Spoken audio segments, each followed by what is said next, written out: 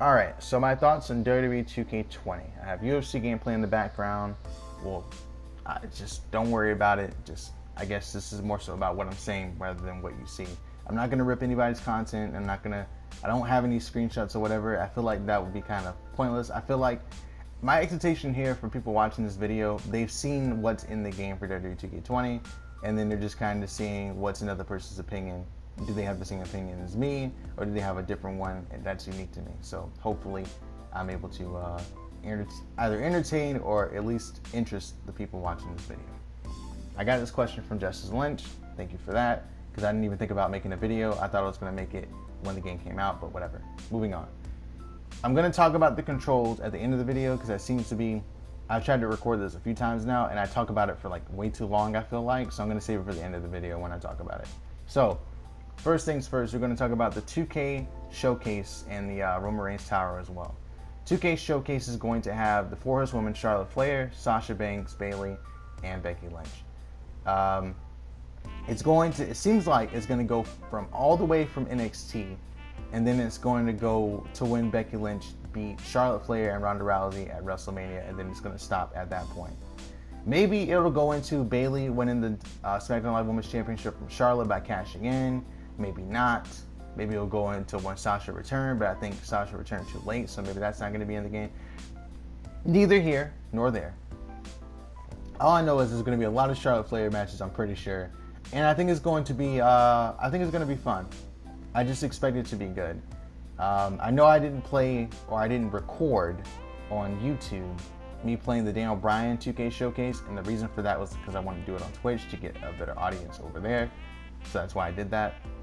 Anyways, moving on to Roman Reigns Tower thing. Now, I don't really care too much for this, but if people want to see me play it and record it, then I'll record it and play it or whatever. But aside from that, not really much to write home about, it seems like.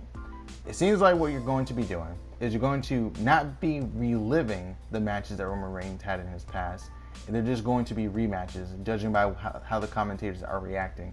So, for instance, I believe the first match that you have is Roman Reigns and Seth Rollins taking on Daniel Bryan and Kane. Team Hell No. But it's the new Daniel Bryan, and it's the modernized Kane. It's not the one who was kind of like, he wasn't peak form, but he was really entertaining to watch at the very least. I guess that was just like go home show Kane, if that makes sense. If you get my idea, that was like he's on his way to retirement, but this is like his go home tour or whatever. I don't know how to put it into words. I'm sorry. Anyways, they comment about it not being Daniel Bryan from Team Hell No. It's new Daniel Bryan. So I'm assuming that's just what it is. A bunch of rematches and whatever. I'll play it if you guys want me to play it, whatever. I don't really have any bad thoughts about it. I think they just kind of included it to add something else to the game, which is cool. More content, the merrier. Cool. There's a lot of new towers that you can do. There's like triple threats. There's fatal 4-ways. There might be even tag team towers, which is pretty dope. There might be even mixed tag towers, and if there is, that's dope too. But again, it's just like, it seems like they're just going to be towers. It doesn't seem like they're going to be like, oh, you got to fight this character, but the matches speed up like it was last year. Maybe they'll have that. I don't know. What I'm expecting from towers, to make it more interesting, in my opinion, I feel like what they could do is add uniqueness to the matches. Like, oh, you can win this match, but you have to win it by using your opponent's finisher and getting the pin. You know what I mean? You can't use your finisher to get the pin, it doesn't count as long as you can advance to the match. But instead, what it seems to be doing is just like, play this match, it's sped up a little bit. Play this match, your leg damage. And none of the limb damage seems to matter at all in WWE2K19 at least. So maybe they'll change that this time. Like, I feel like if I'm playing as a technician and I'm targeting somebody's leg and they're a high flyer, if they go for like springboard stuff, either it should take a lot of stamina for them to do it, or when they do it, they have a chance of like falling off the top rope or tripping when they're running or whatever. You know what I mean? Like, just it matters more. I feel like in the SVR games, it seemed to matter more how much damage you took to your body than it does in the 2K games, despite 2K being more focused on realism than THQ was. It's kind of weird. Anyways, we also have the, what are they called? 2K Originals. They don't seem to be that cool. I'm sorry for being like kind of pessimistic here, but from what I've seen with the Fiend and the Bump in the Night stuff, well, okay, I didn't see all the Bump in the Night. I saw how you unlock the Fiend. And from what I've seen with unlocking the Fiend, it's just like they just kind of want you to play it and that's it. Like it doesn't seem to matter. You know what I mean? Like here's a backstage brawl. You have this really cool new weapon that they have. It's a book that you open and it like, I don't know, torments them or like it burns their eyes or they get attacked by souls. I just ate ramen, by the way, that's why I'm belching. Talk about this in a different video, whatever. Anyways, but from what I saw, there was a broom and a book that you could use. And then like you got the environment around you. The environment around you looks really cool, nice scenery, but you can't really interact with it. Like the problem here is that you added something to the game that people can fight in, but they can't do anything with any of the stuff that's there. It's just kind of like a visual. It's not really like there for gameplay purposes. Like it seems like if you could have had that same backstage brawl or whatever, that brawl in any other place or any other background, and it would still been the same, if you get what I'm saying. I feel like the locations of the fights should matter more if they're going to have that kind of stuff in there. I don't know, maybe I'm wrong, but that's just my personal opinion on that. I haven't seen everything else, so I can't really say much about it. Now getting into the meat and potatoes that people really care about, the My Career mode, I think. Probably going to be the best feature of the whole game. Probably going to be the most fun feature of the whole game. I don't know about the replayability, but allegedly there is some replayability to it, and apparently it's 20 hours of content. However, from what I've seen people playing an hour of the game, you have the option to not play certain matches. So then it's just kind of like, well, what if I just skip all these side matches and just do the main matches? Then how long is the game really? You know what I mean? But then again, they can still say that it's however long. You know what I mean? So it doesn't really matter, I guess. Anyways, it looks like it could be fun though, and it's definitely going to be different from last year or any other year because now they have the female involved. And what I'm hoping for is that it's as fun as 2K19 was. I thought it was fun. The only thing I didn't like was that gauntlet of security guards and the NXT people coming out. That was pretty lame. But everything else was cool in WWE2K19. That was my thing with the My Career mode. I thought the My Career mode was the best thing in the game. But this time around, I am a little bit concerned that it may just be like kind of, I don't know. I'm concerned that it might not be as good or better than WWE2K19. But the only reason I have my hopes is because it seems like you get to do a lot of fun stuff going into like these spooky areas and whatnot. One thing they seem to miss out on a lot is background music.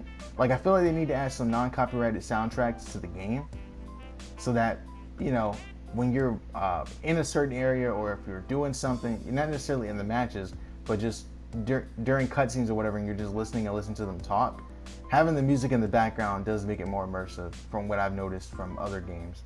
And I know that, you know, it's a 2K game, it's not the same as other games, it's a wrestling game or whatever, but I have to go the extra step to adding the background music so that it's, you know, more digestible for people watching, because I'm not going to talk during the cutscenes, obviously. I just have to kind of sit there and listen to it, and it's not going to be as fun if I'm just like, if all you just have is them talking and then it's just kind of stale in the background. I don't know if that's what they intended. I mean, obviously they didn't intend for it to be stale, but they just kind of that was a really big oversight in my opinion.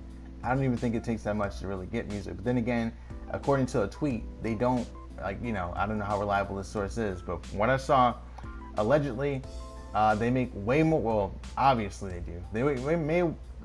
They make way more money, there you go, with NBA 2K than they do with WWE 2K.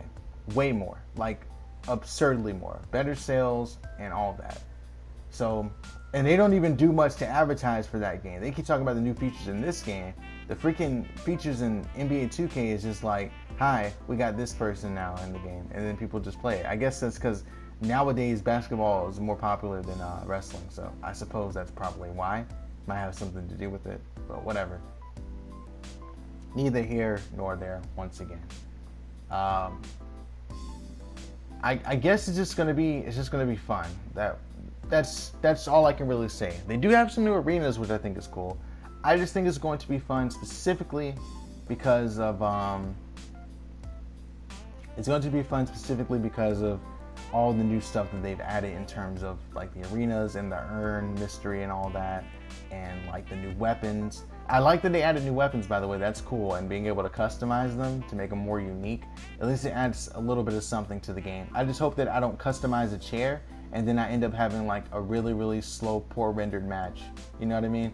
Because I don't know if anyone else experienced this, but I remember on WWE2K18, not so much 19 because I didn't go all out with creating custom arenas, but I remember customizing the arena, adding a bunch of logos, and then the match would be slowed down drastically. The ref would count a lot slower, and it would just be pretty lame to play or whatever. And also having 8 females in a match messes up too because their hair, apparently, I don't know, it just slows down the game. I don't know why it does that. I don't know what they could do to stop that from happening, but it's definitely an issue that I noticed. Anyway, I think now we can talk about universe mode. So the universe mode, what they pretty much did was that they redid a lot of cutscenes so that, you know, now females can get more cutscenes, I guess, during their rivalries, or different cutscenes during their rivalries. And it's not just like what you've seen with the males. Like, I guess it's more proportionate to what the males do and all that. I don't know. I guess it's cool. They added some new moves. That's cool too. But anyways, focusing on the universe mode, I just hope that there's more cutscenes during rivalries. One thing that was really annoying to me was to play a match in a rivalry in universe mode, and then there was just nothing. No heat, no freaking attack, nothing. No cutscene whatsoever. They would just have the match and that's it. And then when they did have a cutscene, it was the same. Excuse me. It was like the same cutscene over and over. Oh, here's a match. Oh, wait, they're going to be ringside. Oh, wait, you got hit from behind because you were distracted. Oh, wait, you dodged it because they ran into the person. Oh, wait, you got attacked on stage. Oh, wait, you guys got in brawl inside the ring. Like, it was like the same stuff over and over. So what I'm hoping for is a lot more uniqueness with the cutscenes. That would make things a lot more fun, if you ask me.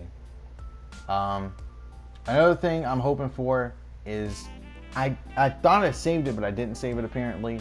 I do not like when you have a heel character who's tired of like getting beat up, so then they just walk up to the stage and just stand there to get counted out. Because obviously anyone who plays a wrestling game, at least I would like to think, when you're playing a wrestling game, unless you're trying to do some sort of storyline, you're not aiming for a count out. Nobody is, I don't think. Anyways, let's move on to the controls, what I really want to talk about the most out of everything else. They really should have asked their viewers. They should have done a questionnaire. They should have done some sort of poll and said, hey, this year we're going to be changing the reversals and the finisher inputs. What do you guys think? Oh, what are you going to change the buttons to? Well, we're going to change the reversal button to triangle, and we're going to change the finisher buttons to triangle and circle at the same time, or whatever they said they were going to do. I feel like they should have just asked, and they should have traditional controls versus streamlined controls, and you can just pick between the two. Same thing that they have with the submission system. I don't see why they couldn't just do that. I'm genuinely confused as to why they couldn't just ask what the viewers or what the consumers wanted. It really shouldn't have been that difficult, but that's pretty much how most producers of anything do it nowadays. They just kind of do whatever they want. But that's pretty much my thoughts all together.